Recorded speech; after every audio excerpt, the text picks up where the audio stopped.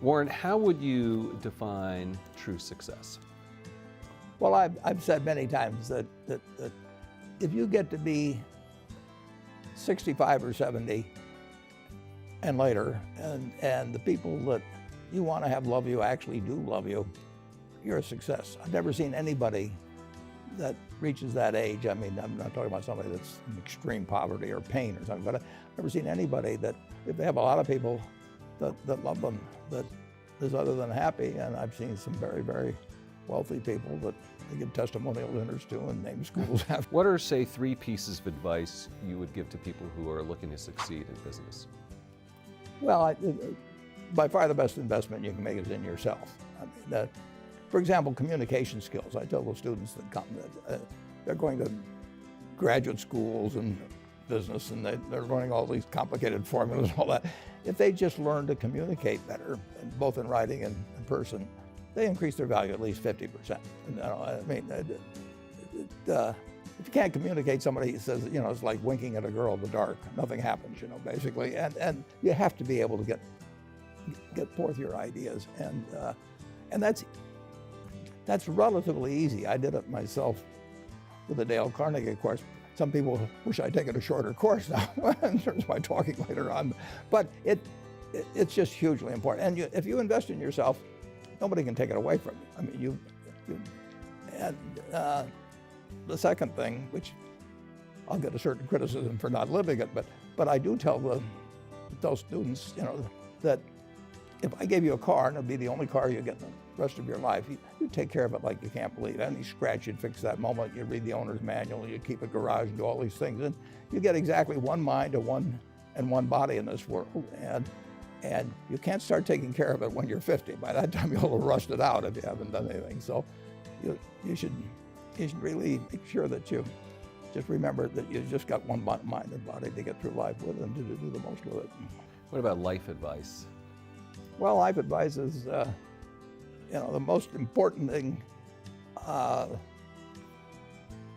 aside from the things I've talked about already, is really who you associate with. You want to associate with people that are better than you are. I mean, basically, you'll go in the direction of the people that you associate with, and you want to have the right heroes.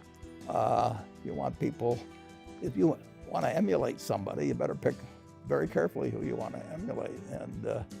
And when, obviously, you can't pick your parents. They're going to have an enormous influence on you, but you don't get a choice on that. But you get choices as you go down the line, and who you admire, who you want to copy, and the most important for most people in terms of that decision is their spouse. It's also important in terms of a partner in business, but the partner in life is the most important one. You want to pick a spouse that's a little bit better than you are, and then he or she, and you hope they don't figure it out too fast.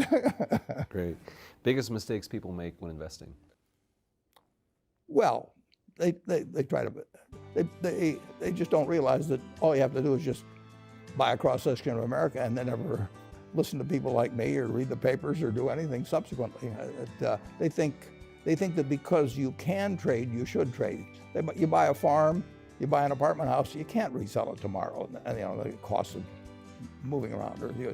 Now you get something handed to you, liquidity, which is instant. You can sell, and the cost of doing it are pennies, compared to other kinds of investment activity. So because they can so easily move around, they do move around, and moving around is not smarter than investing. You have a pretty cool morning routine regarding what you have for breakfast and how prosperous you feel. What is that? Well, I now actually send somebody over to McDonald's, usually to get me something.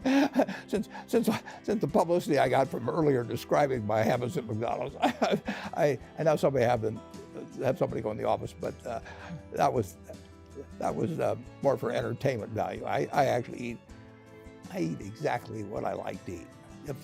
If I liked it on my 6th birthday, at my 6th birthday party when we had hot dogs and hamburgers and Coke and ice cream with chocolate, I still like it. And I don't care about anything subsequently. I discovered it all by the time I was 6. And if somebody offered me a deal when I was 20 and said, you're going to live 1 year longer, instead of living to 88, you'll live to 89 or whatever it may be, if you eat nothing but broccoli and Brussels sprouts and onions and all these things. And I just said, I'll, take the last year off. Is business school worth it? Depends on the person, but, much more than it depends on the school. I mean, I wouldn't worry. Some people are going to get a lot out of advanced education, and some people are going to get very little. And I don't even think it's important that every person go to college at all. I mean, we have all kinds of jobs at 70 or so thousand a year, 80,000 a year that college training is not of use. And I actually was not keen on going to college myself. Yeah, my dad kind of jollied me into it. He could get me to do anything, but if they'd had an SAT test in those days, he would have taken the test for me. but because I knew I could have a good time, and I liked investing, and I didn't really feel I could read the books. So I don't, it's a big commitment to take 4 years, and the cost involved, and maybe the loans involved, and everything. And I think, depending on what your interests are in life, I don't think it's for everybody. I think it's for a lot of people, but there ought to be a reason you're going.